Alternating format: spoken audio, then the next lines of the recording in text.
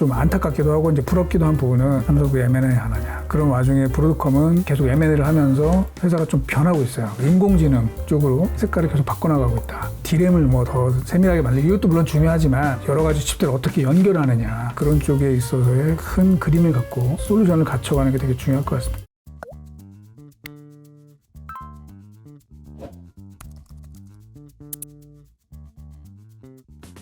그러면 저희 이제 그 반도체 과거 이야기를 하고 이제 현재에서는 결국은 이제 AI를 중심으로 해서 어떤 식으로 변화될지에 대한 고민들을 많이 하고 있다면 미래에는 또 어떤 부분들을 봐야 될까요? 근데 뭐 당장 내년부터 시작해서 앞으로의 반도체의 이제 어떤 식으로 이제 오디세이가 펼쳐질지 지금부터 대서사시가 그러면 어떤 걸 중심으로 봐야 될지. 네, 결국은 AI가 지금 현재도 중요하지만 앞으로도 굉장히 중요하겠죠. 그러면 우리가 뭐 반도체만 뭐 잘 만든다? 그거는 분명히 한계가 있을 것 같아요. 그럼 우리가 AI를 잘하는 게 되게 중요할 수가 있겠죠. AI를 잘하면 뭘 잘해야 되느냐. 아, 네네. 그게 결국은 답일 것 같고요. 네. 그러면 AI를 잘하면 설계를 잘해야 된다. 이제 이렇게들 이제 일반적으로는 생각들 많이 하시죠. 어떤 반도체를 만들어야 될지 설계를 잘해야 된다는 거죠? 네. 그런데 과연 그게 답일 거냐. 왜냐하면 제가 이 말씀을 드린 이유는 사실 설계를 잘하는 업체들이 생각보다 되게 많습니다. 아. 국내에도 지금 국내 반도체 스타트업들 중에서도 뭐 전체는 아니지만 일부 어플리케이션에 있어서는 뭐 엔비디아 칩보다 오히려 성능이 더 뛰어나다 이렇게 주장하시는 분들이 되게 많아요. 그리고 실제로 저도 그 성능을 봤는데 깜짝 놀랄 정도로 굉장히 탁월합니다. 우리나라만 그러냐? 아닙니다. 중국에도 되게 많고 미국에도 그런 회사들이 많거든요. 그런데 왜 그런 회사들은 엔비디아가 안 될 것이냐? 안 되고 있느냐? 그러면 엔비디아가 가지고 있는 강점은 설계 이외에 뭐 다른 것이 있지 않을까라고 생각이 됐죠.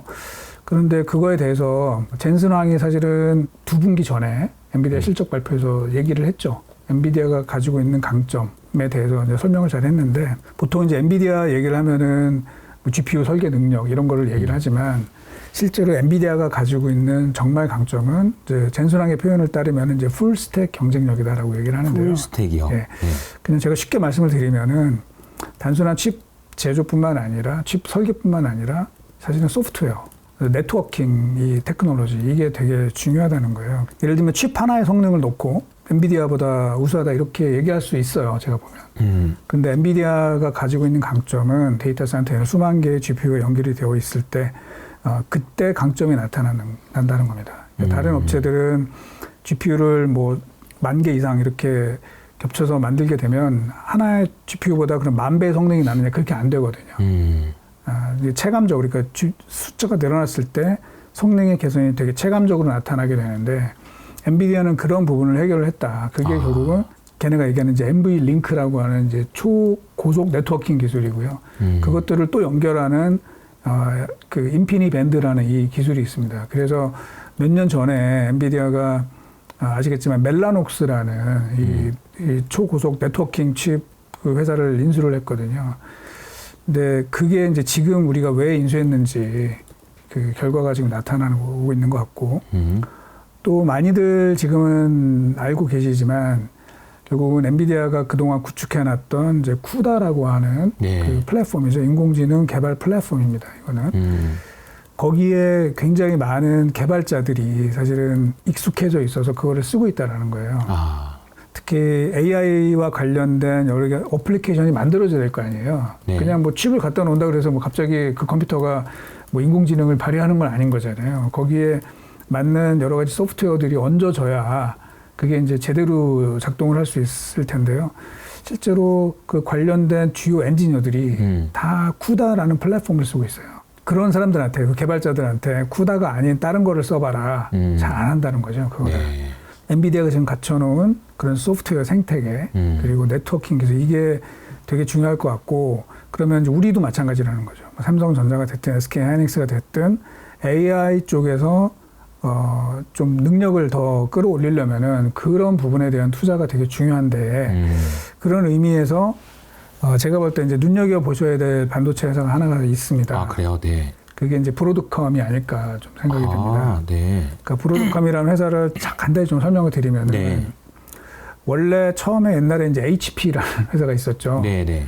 HP에서 그 당시에, 그러니까 2000년 이전에 1990년대 말에 뭐 가장 그 당시 컴퓨터가 제일 중요했으니까 이제 굉장히 큰 회사였고 이제 거기에서 신사업 부문으로 반도체하고 이제 네트워크 관련된 그런 사업부를 분리를 했어요. 그 회사가 이제 만들어지게 된 거죠. 그리고 그 회사가 하지만 어떻게 됐습니까? 이제 2000년도 IT 버블이 터지고 나서 네. 좀 어려워지게 됐죠. 이제 그러면서 상장 폐지가 됐어요. 상장 폐지가 됐고 그때 미국의 우리 뭐 PEF들이 그 회사를 인수를 해서 이름을 아바고라고 이제 바꾸게 됐고요. 그리고 재상장을 하게 되고 그 이후에 거쳐서 그 아바고라는 회사가 브로드컴을 인수를 하면서 브로드컴이라고 회사 사명을 바꾸게 됐어요. 원래 브로드컴은 그 우리가 흔히 말하는 이제 통신용 칩, 뭐 RF 칩 이런 쪽의 전문 회사였죠. 하지만 이 회사가 그 이후에 좀 많이 바뀝니다. 그래서 그러니까 아바고가 브로드컴을 인수하고 나도 아바고에 아바고가 브로드컴이 된 거예요. 브로드컴이. 왜냐하면 아바고는 사실 아무도 잘 모르니까. 모르고 브로드컴은 원래 좀 이름이 있었던 회사였기 때문에 그렇군요.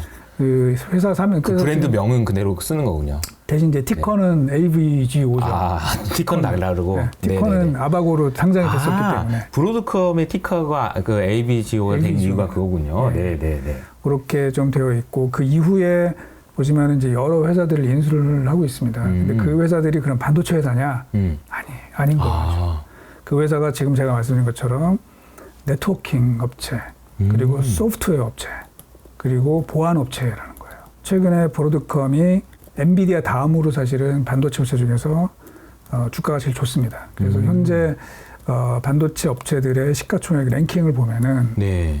뭐 1등은 당연히 엔비디아고 네. 2등은 TSMC고 원래 3등이 삼성이었는데 네. 이제 올해 바뀌었죠. 아. 브로드컴이 3등이 되고 삼성은 이제 하나 더 밀려났습니다. 그래서 이게 이제 제가 보면은 브로드컴의 그런 M&A 이거를 보면 어떤 느낌이 드냐면은 뭔가 이제 큰 그림이 있다라는 거죠. 그리고 이것들을 어떻게 인테그레이션 하느냐 거기에서 좀 능력이 좀 많이 좌우가 되는 거 아닌가 좀 싶습니다. 그래서 좀 안타깝기도 하고 이제 부럽기도 한 부분은 이제 많은 분들도 좀 동의를 하실 텐데 삼성 왜 M&A 안 하는지 이런 네. 거죠. 네. 삼성 왜 M&A 안 하냐. 그런 와중에 브로드컴은 계속 M&A를 하면서 회사가 좀 변하고 있어요. 그래서 지금 미국에서도 평가가 인공지능 쪽으로 회사의 포트폴리오, 회사의 색깔을 계속 바꿔나가고 있다.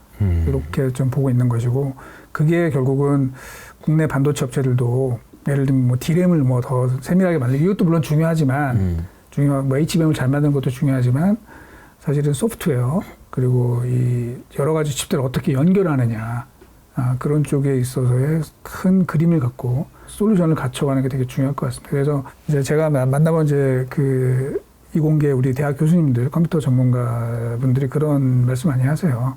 그러니까 정말 반도체를 정말 잘하려면은 네. 이 컴퓨터 시스템 인테그레이션 이쪽이 되게 강해야 된다. 시스템 인테그레이션. 네. 네. 그 시스템 인테그레이션은 그러니까 우리가 흔히 말하는 이제 SI를 얘기를 하는 게 아니라 네네. 결국은 소프트웨어와 하드웨어가 연결되는 그리고 그것들을 어떻게 연결하는지 이거에 대한 큰 그림이 있어야 되는데 그런 부분이 사실은 국내 업체들이 이제 미국 업체들에 비해서 조금 약한 부분이 아닐까.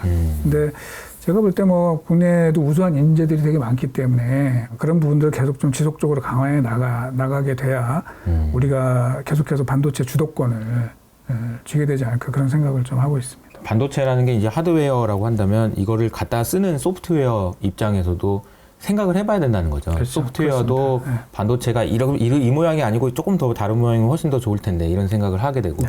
그러니까 소프트웨어 만들 때도 이제 반도체가 만들어진 거 가지고 생각해야 되는 이걸 합칠 수 있는 능력이 있느냐. 예. 그러니까 이것만 잘 만드는 게 중요한 게 아니고 이것만 잘 만드는 게 중요한 게 아니고 네. 합치는. 근데 네. 이거는 근데 사실 이제 이렇게 봐야 되는 거잖아요. 이게 아니고 이렇게 봐서 그렇습니다. 다 알아야 되는 거잖아요. 이게 그렇습니다. 그러니까 되게 어려운 것 같아요. 거죠. 예. 네. 사실은 우리가 지금 와서 보면은 애플과 삼성의 스마트폰 사업부가 이렇게 차이가 난 걸 보면 애플은 결국은 소프트웨어와 하드웨어가 잘 통합이 되어 있다. 이런 거잖아요.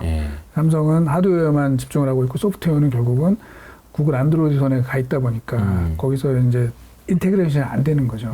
그런 부분에서 결국은 성과 차이가 많이 나는 거 아닌가 이렇게 좀 보고 있습니다. 그게 좀 약간 안타까운 점이기도 하고 그렇네요. 그러니까 말씀하신 대로 소프트웨어를 잘하려면은 이거 소프트웨어 만드는 건 결국 이제 사람이 이걸로 하는 거니까 네. 이제 그 머리로 하는 거고 그러니까 개발자들이 어떤 환경에서 익숙하느냐. 네. 이건 결국 아까 쿠다 말씀도 하셨지만 여기서 놀아라고 할 수 있는 그 놀이터, 장터 같은 플랫폼이라고 하죠. 이제 그런 거에 누구나 꿈꾸지만 참 그게 되기가 너무 제일 어려운 어렵죠. 거죠, 사실은. 예, 그러니까 이제 그런 큰 그림을 그리면서 이렇게 갈 수 있는 게 어려울 것 같은데 참 우리나라 또 고민이 많으시겠지만 아무튼 좋은 방향은 이제 이쪽 방향이 맞다라는 거는 알려주셨으니까 그런 방향으로 고민을 많이 해주셨으면 좋겠다라는 생각이 좀 듭니다.